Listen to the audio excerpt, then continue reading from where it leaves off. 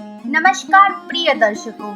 एक तपस्विनी कन्या ने 1000 वर्षों तक कठिन तपस्या की और उसके तप से प्रभावित होकर देवताओं के पितृगण अमावस्या के दिन एक विशेष वरदान देने के लिए धरती पर आए।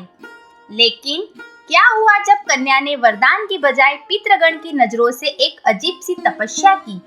क्यों अमावस्या का दिन अचानक इतना महत्वपूर्ण हो गया और कैसे इस दिन के श्राद्ध ने प्राचीन परंपराओं को जीवित रखा?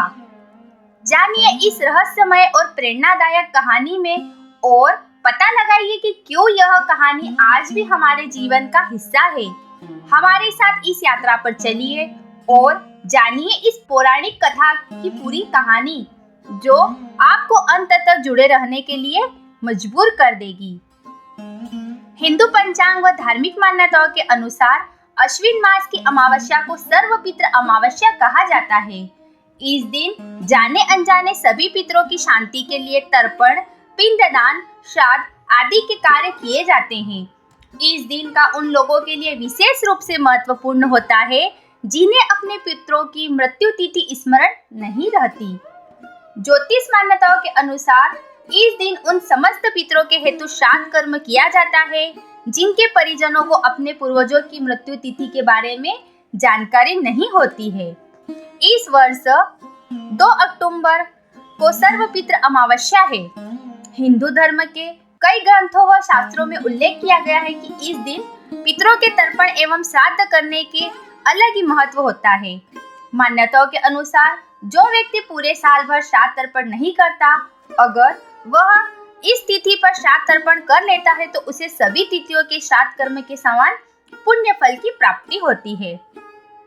मगर सर्वपितृ अमावस्या को लेकर हमारे धार्मिक शास्त्रों में यह क्या पौराणिक कथा व मान्यताएं वर्णित है, इस बारे में बहुत कम लोग जानते हैं। तो आपको बता दें, आज हम आपको सर्वपितृ अमावस्या से जुड़ी कथा के बारे में ही बताने जा रहे हैं। तो आइए जानते हैं आखिर क्या है सर्वपितृ अमावस्या से जुड़ी पौराणिक कथा।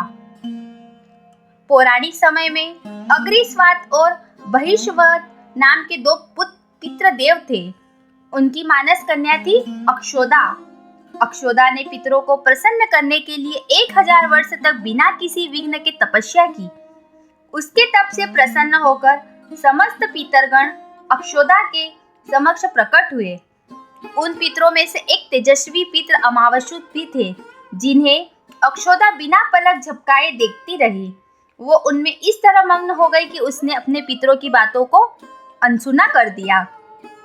पितरों द्वारा जब उसे वर मांगने को कहा गया तो अक्षोदा ने पितरों से कहा, हे भगवान, अगर आप मुझे वर देना चाहते हैं तो वरदान में आप मुझे स्वीकारे, मैं आपका संग चाहती हूँ। उसकी बात ये सुनकर सभी पितृगण क्रोध में आ गए।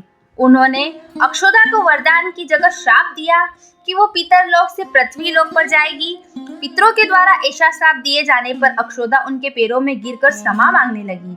यह देख पितरों को उस पर दया आ गई।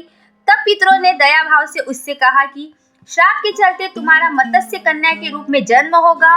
भगवान ब्रह्मा के वंशज महर्षि पराशर उस मत्स्य कन्या को पति रूप से मिलेंगे और उसके गर्भ से भगवान वेद व्यास जन्म लेंगे।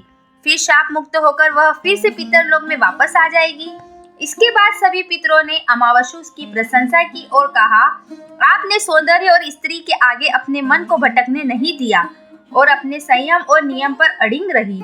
इसलिए आज का दिन आपके नाम से यानी अमावस्या नाम से जाना जाएगा। ऐसा मान्यता है कि तभी से अश्विन मास के ये दिन पितृमोक्ष अमावस्या के रूप में प्रसिद्ध हुआ।